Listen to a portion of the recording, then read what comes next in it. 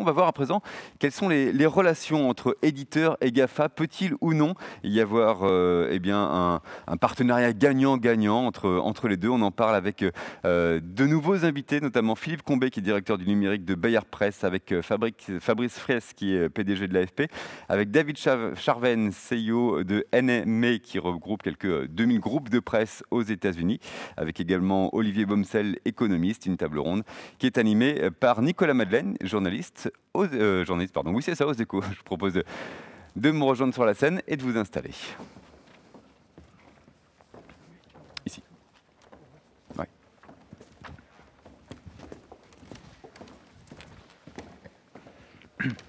Merci.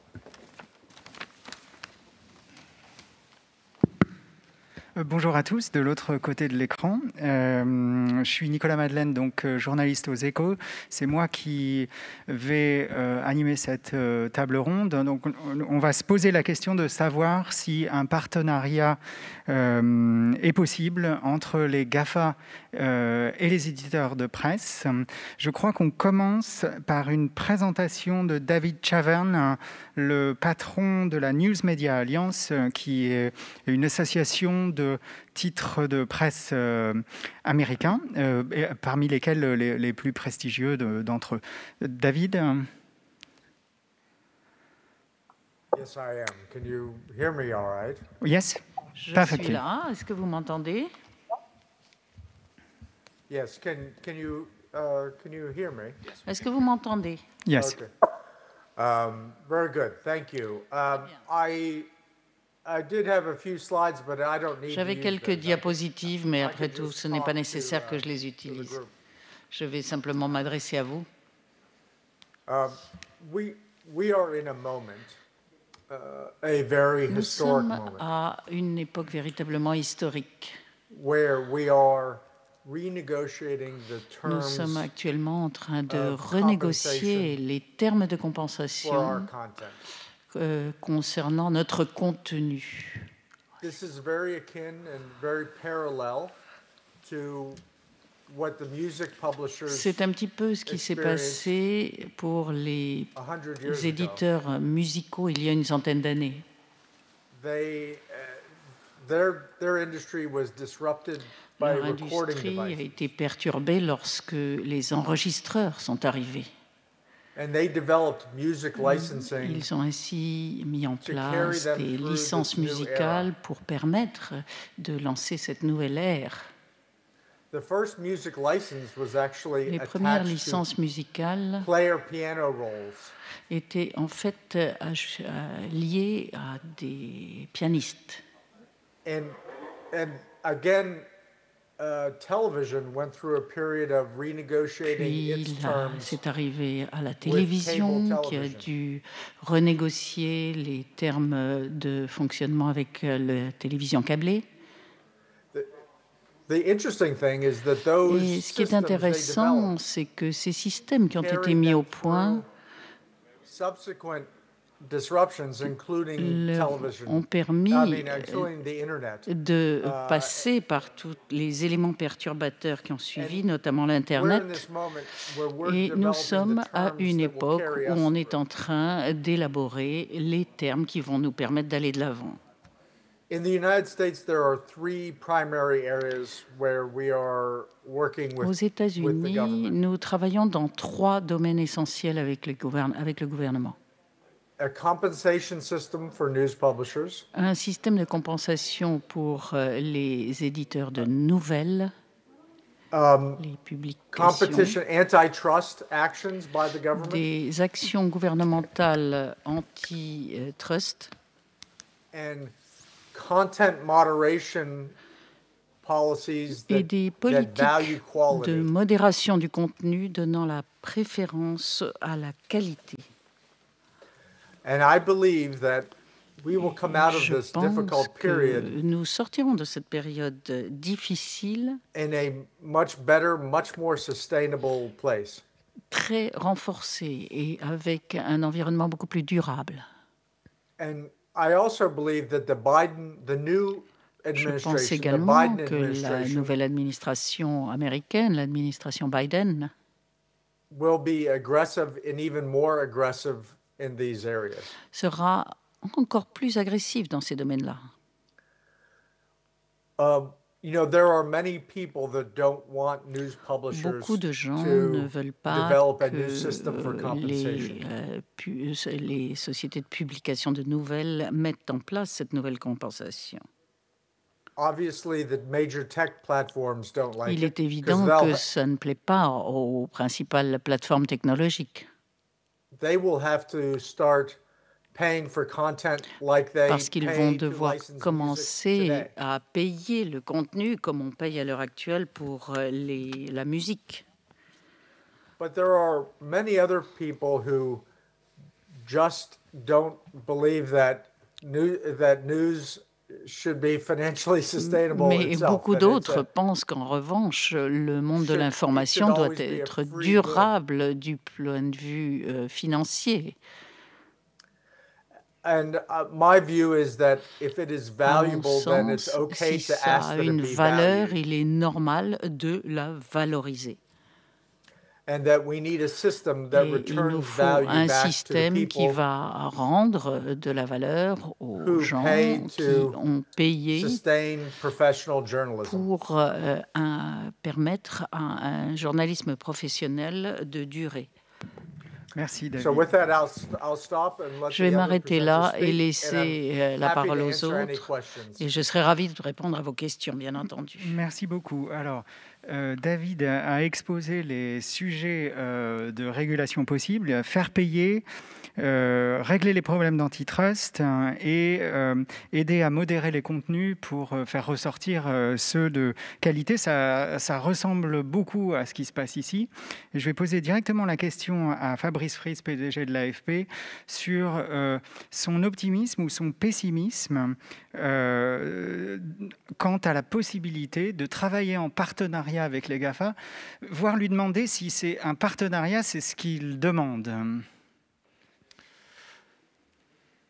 On demande plus une relation commerciale normale de fournisseur à client qu'un partenariat. Avoir un partenariat avec des géants, c'est un peu de la novlangue pour dire relation de vassalité. Ça renvoie aussi à des initiatives qui ont déjà eu lieu. Je pense particulièrement à Google, qui a lancé un fonds il y a quelques années et qui consistait à aider notamment la presse à se numériser. Aujourd'hui, à intégrer la technologie de l'intelligence artificielle. Ce n'est pas de ça dont nous avons besoin. Nous avons besoin d'avoir en face de nous des clients qui rémunèrent nos contenus. Alors vous me demandez, est-ce que je suis optimiste? Plutôt, parce qu'on sent depuis quelques mois un changement d'attitude de la part des plateformes qui se mettent à accepter l'idée justement de rémunérer des contenus. L'exemple de Google est tout à fait révélateur. Il y a quelques mois, il faisait encore une position de principe de ne pas rémunérer les contenus. Aujourd'hui, ils acceptent l'idée d'avoir à les rémunérer au titre des droits voisins. Dans le cas de l'AFP, pour être concret, nos revenus avec les plateformes, c'est 10 millions d'euros. Sur un chiffre d'affaires commercial de 170 millions, ça veut dire 6%. Il y a deux façons de le voir. C'est très insuffisant, puisque si vous prenez toutes les plateformes réunies, ce n'est même pas dans le top 5 de nos clients. Il y a une façon plus optimiste, c'était 1% il y a 2 ans. Alors j'imagine que ce sont la quasi-totalité de vos contenus qui circulent sur les plateformes. Alors, heureusement non, parce que sinon on n'aurait plus de clients. Non, les plateformes, il y a deux manières dont elles nous achètent les contenus. Il y a d'abord des achats de vidéos, de photos sur des plateformes comme YouTube, Yahoo, MSN. Et puis il y a le fact-checking. Et là, on a développé un contrat assez unique au monde, par sa taille, parce qu'il existe avec bien d'autres médias, qui est de la rémunération de contenu de fact-checking, ce qui est la preuve que les plateformes peuvent payer ce contenu. Et moi, compte tenu de l'envie, puisque la question c'est est-ce qu'un partenariat avec les GAFA est possible? Je dis que c'est indispensable, parce que si on n'y arrive pas, vu l'état des médias, c'est dramatique. Quelles sont les solutions aujourd'hui pour que les médias se sortent de la crise? On sait que la publicité n'est plus une source de financement durable des médias. L'abonnement est réservé aux happy few. Le financement philanthropique, c'est quand même très anglo-saxon. Le soutien étatique aujourd'hui avec l'état des finances publiques, c'est compliqué. Donc il reste finalement deux contributeurs possibles, les milliardaires et les plateformes. Donc les plateformes, c'est très important qu'elles deviennent une catégorie de clients significative. Et moi, je vous ai donné les chiffres tout à l'heure, 10 millions d'euros, 6% de notre chiffre d'affaires. Compte tenu de la taille et des discussions en cours avec les plateformes, l'objectif, c'est que l'année prochaine, si je suis réinvité à Médias en scène, ce soit le double. Donc 20 millions d'euros, 12% de notre chiffre d'affaires, avec l'idée que Facebook et Google comptent parmi nos 5 plus grands clients dès l'année prochaine. Je ne parle pas de quelque chose à 3-4 ans. Et comme j'aime bien fixer des objectifs que je suis confiant de pouvoir tenir, je vais tout faire pour que ça se passe comme ça. Okay. Philippe Colombet, vous êtes directeur du numérique chez Bayard Presse. Vous avez aussi travaillé longtemps chez Google, donc vous connaissez les deux côtés de la barrière.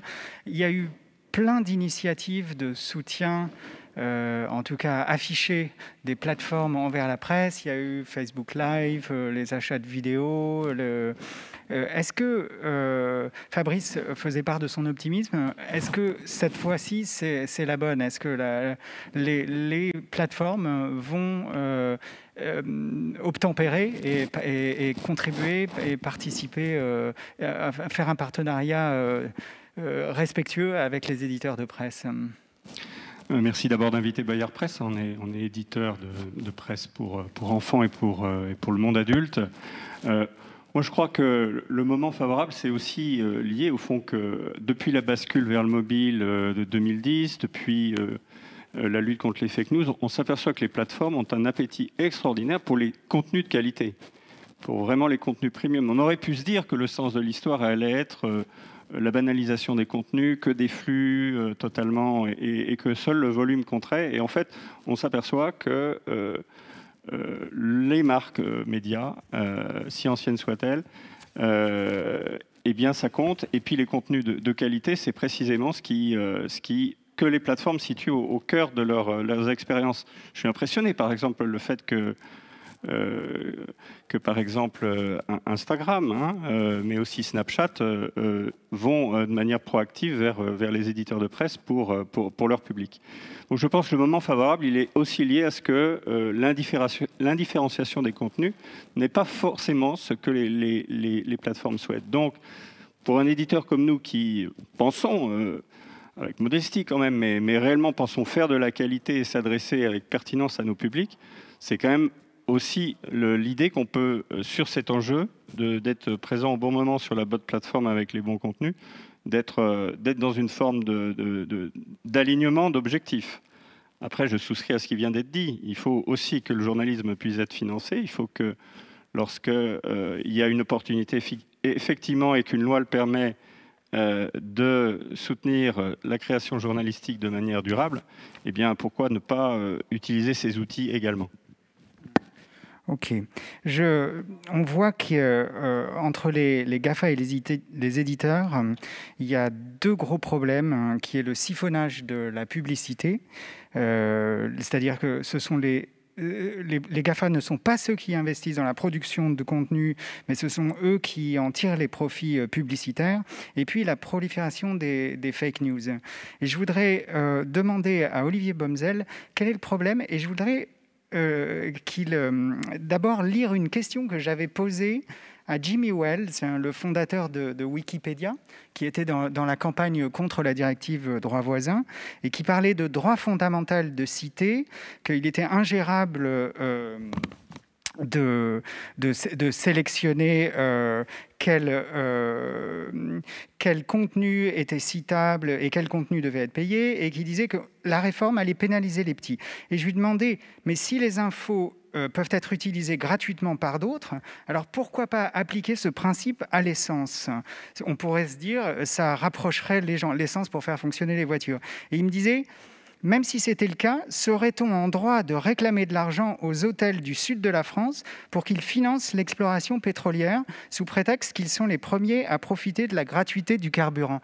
Est-ce que ce ne sont pas aux éditeurs de se débrouiller pour faire de l'argent eux-mêmes ?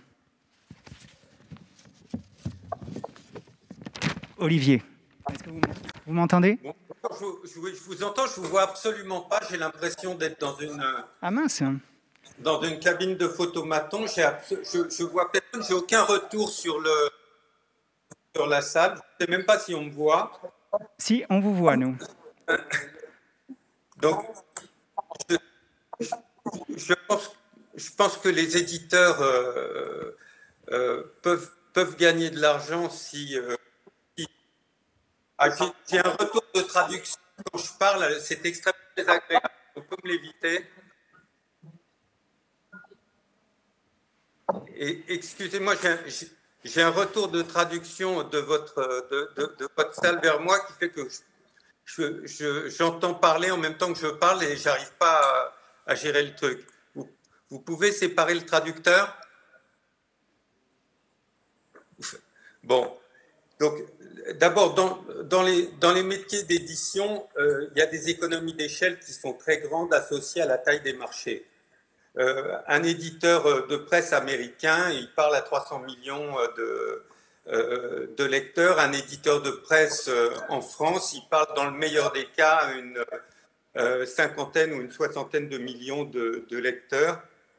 Et donc, le marché est 5 fois plus faible et le chiffre d'affaires correspondant à ce que les consommateurs peuvent payer est plus faible aussi, et les recettes publicitaires sont plus faibles aussi. Donc, la problématique des éditeurs, quand ce sont des éditeurs sur des marchés linguistiques étroits face à des grands opérateurs et agrégateurs et plateformistes mondiaux, se pose pas du tout dans les mêmes termes.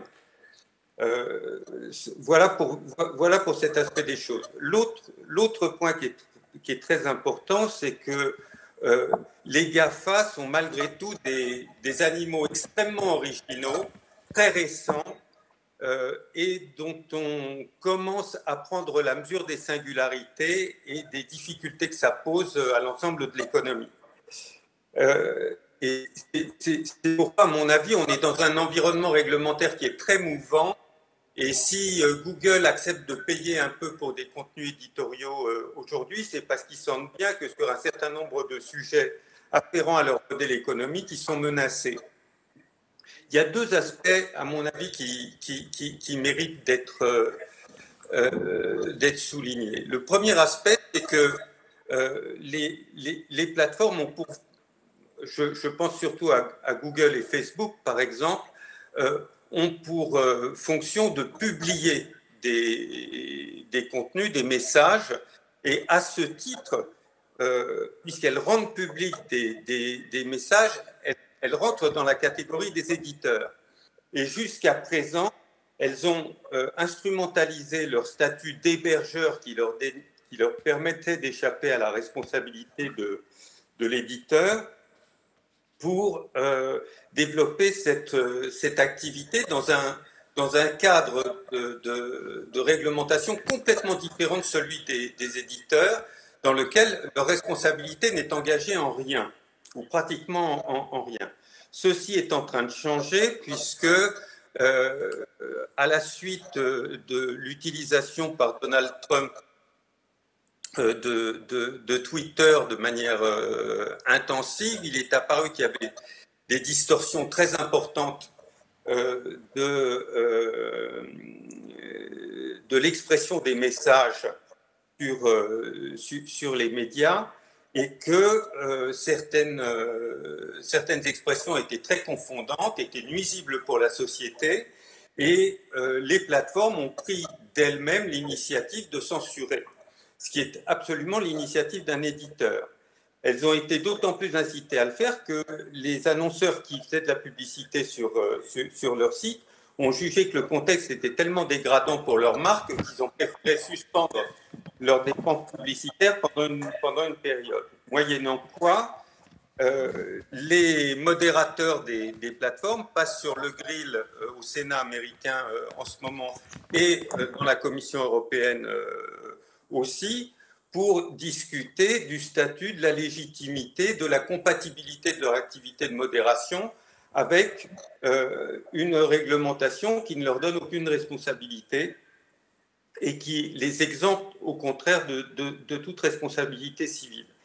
Donc la question de savoir si le statut d'hébergeur qui a été développé dans les années 90 pour permettre le déploiement d'Internet au moment où Internet était émergent et il fallait créer des incitations pour qu'il y ait des nouveaux services dessus, a vocation à se pérenniser dans un univers où on se rend compte que le pouvoir de nuisance de la circulation non contrôlée de propos ou de messages sur le net est absolument considérable et remet en cause le fonctionnement des institutions. Ça, c'est un premier point. Vous m'entendez ou bien? Je vous entends très bien. Ça, c'est pour régler la question des fake news, plus que celle du siphonnage publicitaire. Est-ce que vous, alors, pour terminer sur ça, est-ce que vous êtes confiant dans la capacité de trouver un statut intermédiaire? On ne peut pas appliquer quand même un statut d'éditeur à des gens qui reçoivent des millions, voire des milliards de messages par jour, de taille, de toutes les tailles, de toutes les langues. Comment peut-on faire? C'est l'argument qu'ils avancent pour protéger leur réglementation et j'aimerais quelque part qu'on inverse la charge de la preuve. C'est-à-dire que au lieu de leur laisser le champ libre et de leur laisser préciser les mesures de modération qui seraient prêts à prendre ou les mesures de précaution vis-à-vis de tous les acteurs économiques à qui ils causent préjudice, qui comptent prendre, ce qui est le processus réglementaire actuel, on aille un peu en sens inverse et on leur donne une date limite de menace pour passer au statut d'éditeur et qu'on discute avec eux des moyens à mettre en œuvre pour que leur modèle d'affaires subsiste. Ça, c'est pour la dimension éditeur-hébergeur, qui est, à mon avis, une question très importante, très actuelle, et qui va se discuter à l'échelle européenne au semestre prochain. Maintenant, il y a le deuxième point, qui est ce que les anglo-saxons appellent le gatekeeping, c'est-à-dire la construction d'une position dominante d'accès au web, dont un exemple très illustratif est mis en cause par l'autorité de concurrence américaine, la FTC, et l'alliance entre Apple et Google pour faire de Google le moteur de recherche par défaut des iPhones et augmenter son pouvoir d'adressage sur le net. Dans ce cas-là, on est confronté à une situation qui est très originale où les plateformes sont les points de passage obligés des internautes vers les sites de e-commerce et où, en réalité, à chaque fois qu'un annonceur fait de la publicité sur des médias offline, c'est-à-dire de la publicité dans la presse écrite, de la publicité à la télévision, de la publicité à la radio, de manière systématique, il engendre des requêtes sur Facebook et sur Google qui adressent ensuite les consommateurs vers les sites de vente. Et autrement dit, chaque dépense publicitaire d'un annonceur faite dans un média offline crée du chiffre d'affaires sur les médias online qui cannibalise d'une certaine manière l'investissement qui a été fait. Jusqu'à présent, la représentation qu'on avait de l'activité publicitaire faisait qu'on considérait qu'il y avait en gros un marché unique qui se partageait entre le hors-ligne et le en-ligne. En réalité, la publicité en hors-ligne a une fonction relativement différente parce qu'elle contribue beaucoup plus à fabriquer l'imaginaire du consommateur, alors que la publicité en ligne, elle est accouplée, c'est ça l'originalité des plateformes, avec une fonction de distribution dans laquelle le plateformiste en position de portier ou d'octroi prend sa commission. Et ce dispositif est en fait très préjudiciable aux médias hors ligne, dont la publicité est moins bien valorisée parce qu'à chaque fois, elle est taxée par les plateformes en ligne. Ok, merci beaucoup. Dans les 5 minutes qui nous restent, je voudrais demander aux deux éditeurs présents ici, Fabrice et Philippe, s'ils sont d'accord, s'ils voient d'autres sujets à régler. Donc, l'inversement de la charge de la preuve sur le statut d'hébergeur et puis les problèmes de statut de monopole en fait ou de gatekeeper. Je veux bien prendre la deuxième. D'accord. Alors moi je prends la première. Hébergeur ou éditeur, je pense que le débat est en train d'être tranché à la fois en Europe et aux États-Unis. Il y a un consensus qui se dégage pour dire que les plateformes ne peuvent plus prétendre être de seuls hébergeurs. C'est évident que quand ils modèrent les contenus, par exemple, ils sont des éditeurs.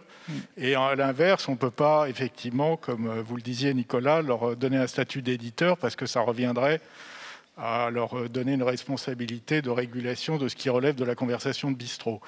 Donc, en Europe, on est en train de passer à un système de responsabilité limitée. On va leur demander, dans le cadre du Digital Services Act, de s'engager sur des obligations de moyens. Présenté début décembre, je crois. Présenté le 2 décembre, à ma connaissance. Aux États-Unis, c'est la section dite 230 qui est en cause, avec l'idée qu'elle soit retirée aux plateformes que leur bénéfice de la section qui leur donne une présomption d'irresponsabilité leur soit retiré si elles ne respectent pas un code de conduite. Après, et j'en finis là-dessus, sur le problème des fake news, la régulation c'est bien, on voit qu'il y a un réveil du régulateur. Là, je pense que ce matin, il y a beaucoup de thèmes qui tournent autour de tout ça. Moi, je pense à quelque chose qui serait assez logique, que je commence à pousser. Il existe dans l'industrie un principe du pollueur-payeur. Eh bien, les plateformes contribuent, ne sont pas les seuls responsables, mais accélèrent grandement la diffusion de la désinformation. Je trouverais juste que le principe du pollueur-payeur s'applique à elles et que donc que dans un cadre de régulation, puisqu'on va leur demander de s'engager sur des moyens, par exemple de dire combien de modérateurs elles ont dans tel ou tel pays, dans quelle langue, etc., qu'on leur demande aussi de s'engager à financer du fact-checking qui n'est rien d'autre que le nettoyage de ce qui se passe. Okay. Philippe Oui, rapidement, si on regarde un peu... Et après, je voudrais redonner la parole 1 minute à David. Très bien, mais ce sera très rapide. Si on regarde un média comme La Croix, c'est 2 ressources, c'est à part la vente en kiosque, c'est 2 sources de revenus, c'est l'abonnement et la publicité. Et dans le domaine de la publicité en ligne, c'est vrai que là, il y a un vrai problème parce que il y a vraiment un effet de gatekeeping parce qu'on est en face entre le réseau social principal et le moteur de recherche principal, on est face à des machines publicitaires extrêmement importantes qui en plus, avec les évolutions technologiques où il y aura moins en moins de cookies tiers, auront eux des moyens d'adresser des publics qu'on aura de plus en plus de mal à adresser. Donc là, je pense qu'il y a un énorme problème. Sur l'abonnement, qui est quand même pour plein de médias, et notamment les médias premium, une vraie voie d'avenir, je vois moins le problème de gatekeeping ou moins le problème de position dominante et potentiellement, on l'expérimente nous-mêmes à travers un consortium d'éditeurs européens, des possibilités de partenariat avec les plateformes. Mais la vraie question, c'est l'accès au marché publicitaire, notamment en digital. Ok. David, je voudrais conclure avec vous. Vu d'Europe, on voit plein d'initiatives. Il y a la FTC, il y a les gouverneurs, je crois, des États ou les ministres de la Justice des États qui se lient pour faire un procès contre les GAFA. Il y a le travail du Congrès. Qu'est-ce qu'on doit suivre pour voir si la régulation des GAFA avance aux États-Unis? Et est-ce que vous êtes optimiste? Je vous pose la question à votre tour. Thank you. So Mark Zuckerberg has talked Mark about the Zuckerberg fact that a mentionné le fait que Facebook, pour donner un exemple, se situait un peu entre une société de télécommunications et un journal. Une société de télécommunications ne modère pas le contenu, mais ils ont pour obligation de faire passer le contenu aux utilisateurs, alors que le journal, lui, va éditer, va gérer une information pour laquelle il est responsable. Ce que souhaitent les plateformes, c'est de n'être ni l'un ni l'autre. Ils veulent avoir la liberté de gérer leur information, ce qu'ils font très activement, mais sans la responsabilité. Et d'autre part, ils souhaitent être libres de toute responsabilité, comme les sociétés de télécommunications. Donc, ils veulent se situer entre les deux, mais ils ne veulent aucun de ces statuts. Et ça n'est pas possible, ça ne peut pas durer. Il faut des réglementations et des obligations. Et je pense que l'administration Biden devra absolument régler ce problème, car cela crée de véritables stress dans la société qui sont évidents et ne peuvent pas durer. Mais ce qui est évident, c'est que nous, éditeurs d'informations, nous sommes responsables de ces problèmes. Quand il y a un problème de fake news, nous sommes dans le monde des informations réelles. Donc c'est à nous aussi de voir ce qui se trouve en ligne et d'essayer de le corriger. Et je pense que notre rôle d'antidote ne fera qu'augmenter. Et c'est la raison pour laquelle je suis optimiste. Merci. Merci beaucoup. Malheureusement, nous devons nous interrompre. Et merci beaucoup à tout le monde. Et j'espère que le public a été intéressé par cette discussion. Au revoir.